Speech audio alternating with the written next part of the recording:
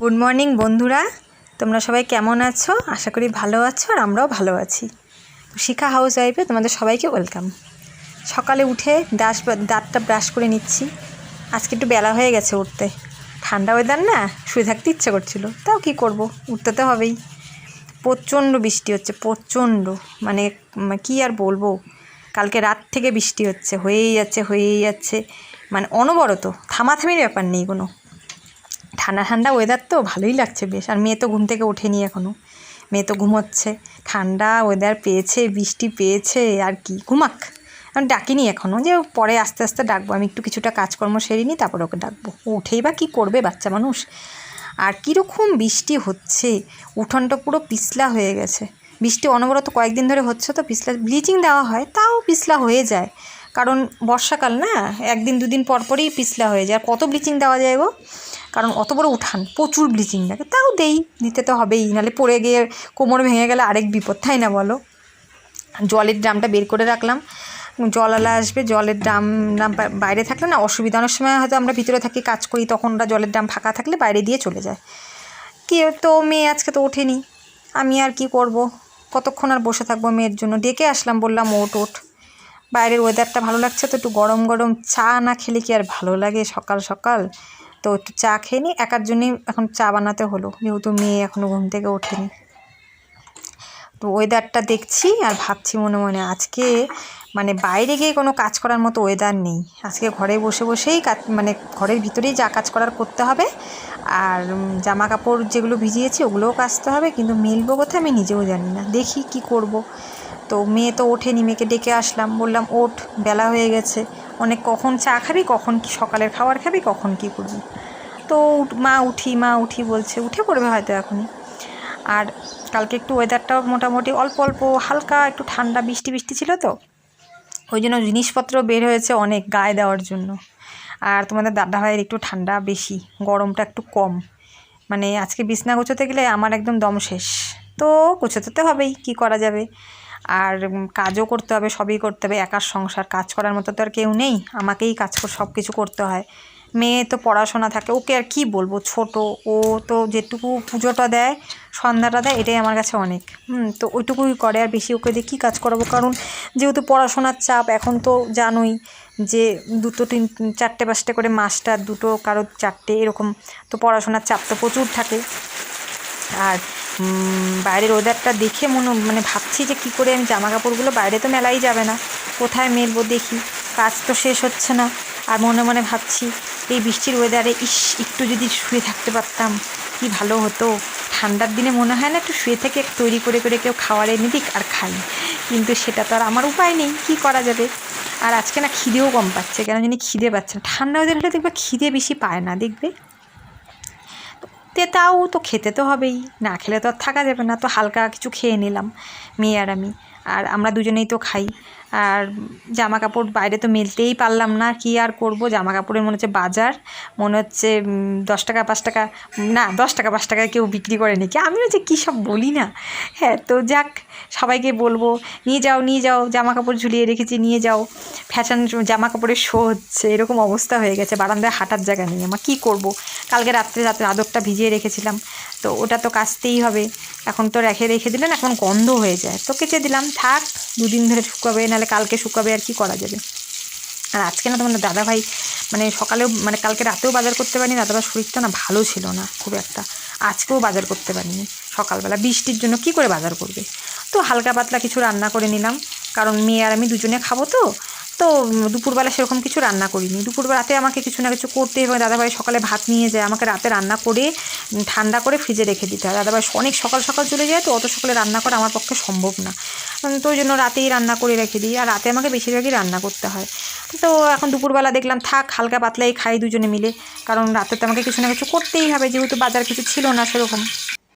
বন্ধুরা, খাওয়া দাওয়া করে চলে আসলাম, এখন একটু রেস্ট করব। শরীরটা ভালো লাগছে না কেন জানি, ওয়েদারটা ভালো, কিন্তু কেন জানি শরীরটা আজকে না ভালো লাগছে না, ঝিম কেমন লাগছে। আর সকালবেলা তো আজকে ভাত খাইনি, জলমুড়ি খেয়েছিলাম, শরীরটা ভালো লাগছিল না, ভাত খেতে ইচ্ছে করছিল না। ঠান্ডা ওয়েদারে খিদাও কম পায় দেখবে।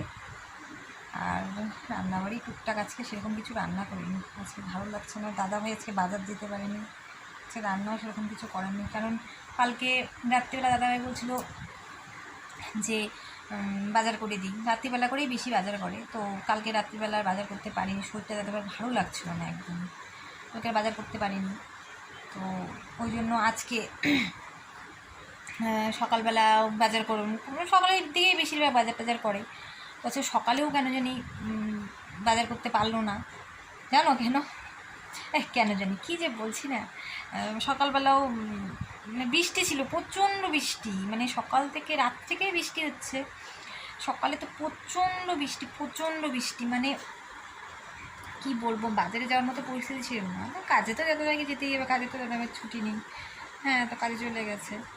তো সকালবেলা যে বাজার করে দিয়ে যাবে সেটা দাদাভাই আজকে করতে পারিনি। হ্যাঁ, তা না থাক, যা আছে তাই খেয়ে নেবো। সবজিও ছিল না ঘরে কোনো, আজকে সবজিও একদমই মানে নেই।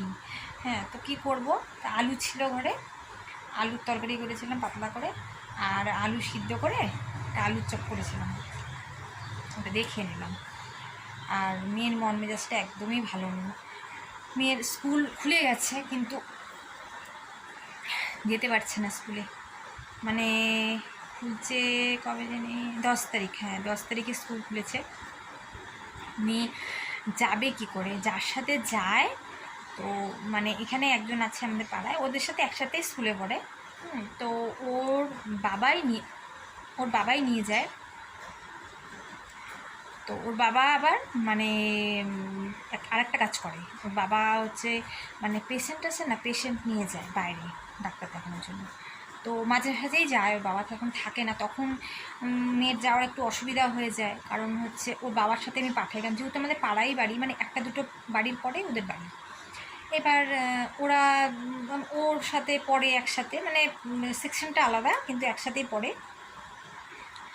এবার ওর বাবা নেই এখন, ওর মেয়েও টোটোতে, মানে অন্য টোটোতে আগে যেত, এখন যায় না, কারণ আমাদের রাস্তা, আমাদের গলিটা এত বাজে অবস্থা, আমাদের গলিটা পুরো ভাঙা, মানে পাথর পাথর পাথর পাথর ভাঙা ভাঙা। এবার কোনো টোটোওয়ালা এই গলিতে ঢুকতে চায় না, মানে ওই মোড়ের মাথার থেকে বলবে তোমরা নেমে যাও, আমি আর যাবো না, এরকম ব্যাপারটা। সেটা আমরাও যদি কোনো সময় আসি তার একই সেম জিনিস হয়। তো এখন ওরা ওদেরকে মোড়ের মাথায় নামিয়ে দেয়। এবার ওখান থেকে ওদেরকে গলি, মানে আমাদের বাড়িটা শেষ মাথায়, অনেকখানি হাঁটতে হয়, অনেকখানি। এবার কী হয়, স্কুল করার পর বাচ্চাগুলো মানে তখন ক্লান্ত হয়ে যায়, তখন অত দূর হেঁটে আসবে। হ্যাঁ, সেই জন্য মানে ওনার মেয়েই বলছে, ওই দাদার মেয়েই বলছে যে আমি কি করে যাব বলো তো কাকিমণি, এই গেলে পর এই টোটোটা মোড়ের মাথায় নামিয়ে দেয়, এবার আমাদের এত দূর হেঁটে আসতে পারে। এবার কী হয়, স্কুল করার পর ওদের পিঠটা পুরো ক্লান্ত হয়ে যায়, তখন না ওরা আর হেঁটে আসার মানে ওদের ইচ্ছা করে না, তখন এনার্জি, মানে খিদেও পেয়ে যায়। তো ওই জন্য ওরা মানে ওর বাবা না থাকলেও যেতে চায় না। তো এখন ও যাচ্ছে না, ওর বাবা নেই দেখেও যাচ্ছে না। হ্যাঁ, এবার ও যাচ্ছে না, আমার মেয়েকে আমি কী করে পাঠাই, কারণ আমাদের বাড়িতে খুব প্রবলেম, কারণ তোমাদের দাদাভাই থাকে না বাড়িতে, সকালে বেরিয়ে যায়। এবার আমার পক্ষে সম্ভব না স্কুলে দিয়ে আসা আবার নিয়ে আসা, বাড়ির কাজকর্ম থাকে আমার, মানে এমনিও শরীরটা খুব সবসময় ভালো থাকে না, ওই গ্যাসের প্রবলেমের জন্য খুব ভুগতে হয় আমাকে। কোনো সময় এমন হয় সারাদিন শুয়েই থাকি, এত গ্যাস বেড়ে যায়, আমার গ্যাসটা মাথায় উঠে যায়, এরকম হয়ে যায়। তো আমি ওই জন্য মেয়েকে নিয়েও যেতে পারবো না, আমার পক্ষে সম্ভব না। তখন কী করবো, মেয়েকে বললাম তুই বসে থাক। এবার এই সপ্তাহটা তো যেতেই পারলো না, এবার ওর বাবার সামনের সপ্তাহে আসার কথা আছে, যদি সামনের সপ্তাহে আসে তাহলে তো সামনের সপ্তাহ থেকে পাঠাবো, নাহলে কতদিন হয়ে গেলো মেয়ের স্কুল যেতেই পারছে না। মেয়ের তো খুব মন খারাপ, কারণ পরীক্ষা ফার্স্ট টার্মিনাল হয়েছিল, খাতাগুলো দেখাচ্ছে, মেয়ে তো একটা খাতাও দেখতে পারলো না, নাম্বারগুলো জানতে পারলো না। এবার ওর তো মনটা খারাপ হয় না, যে পরীক্ষা দিলাম নাম্বারগুলো জানলে, বাচ্চাদের তো আমাদেরও ছোটোবেলা যেমন হতো যে নাম্বারগুলো দেখতে একটা মানে ইন্টারেস্ট থাকে যে কত পেয়েছি না পেয়েছি। তো মেয়ে দেখতে পাচ্ছে না, মেয়েরও মনটা খুব খারাপ। কি করব, পাঠানোর তো কোনো উপায়ই নেই, আমি কী করে পাঠাবো বলো তো। হ্যাঁ, খুব, আর একা দেখো, ওকে আমি একা ছাড়ি না, কারণ ও রাস্তাঘাট এখনও ঠিকমতো ভালো মতো চেনে না। আর একা একটা মেয়ে মানুষ, বোঝোই তো, মানে এখনকার যে পরিস্থিতি, মেয়েকে আমি একা কী করে ছাড়বো। আর সারাদিন যদি ওরকম যায় তো ও হয়তো দেখার মানে বলা যায় না, হয়তো অন্য রাস্তায় চলে গেলো টোটোওয়ালা, তখন আমি কি করব। আমার তার থেকে বরঞ্চ বাড়িতে থাক, আরও মানে আরও 4-5 দিন বাড়িতেই থাক, ওর বাবা আসুক, তারপর ওর বাবাকে সাথে পাঠালে কি হয়, আমার নিশ্চিন্ত। হ্যাঁ, খুবই ভালো, উনি খুবই ভালো, ওই দাদাটা খুবই ভালো, মানে ওই দাদার সাথে পাঠালে আমার একদম কোনো চিন্তা থাকে না। তো মেয়ের তো প্রচণ্ড মন খারাপ, এই জন্য বললাম কী করবি বাবা, আর কয়েকটা দিন অপেক্ষা কর, এতদিনই যখন থাকলি তো আর কয়েকটা দিন থাক। তো এখন আমি বালিশ পিছনে নিয়ে হেলান দিয়ে তোমাদের সাথে কথা বলছি না। খাওয়ার পরে না আমার আর এনার্জি থাকে না। আমি যেন কী করি জানো, খাওয়ার আগে সব কাজ শেষ করি, খাওয়ার পরে না আমার একদম ভালো লাগে না। তখন মনে হয় কি ইস একটুখানি মানে মানে ঘুম হয় না, কিন্তু একটুখানি মনে শুয়ে থাকি এরকম মনে হয়। তো কী আর করব, দেখি। এখন দাদা সামনের সপ্তাহে আসার কথা আছে, যদি আসে তো অবশ্যই পাঠাবো। হ্যাঁ, এবার তাছাড়া তো আর কোনো অপশনই নেই আমার।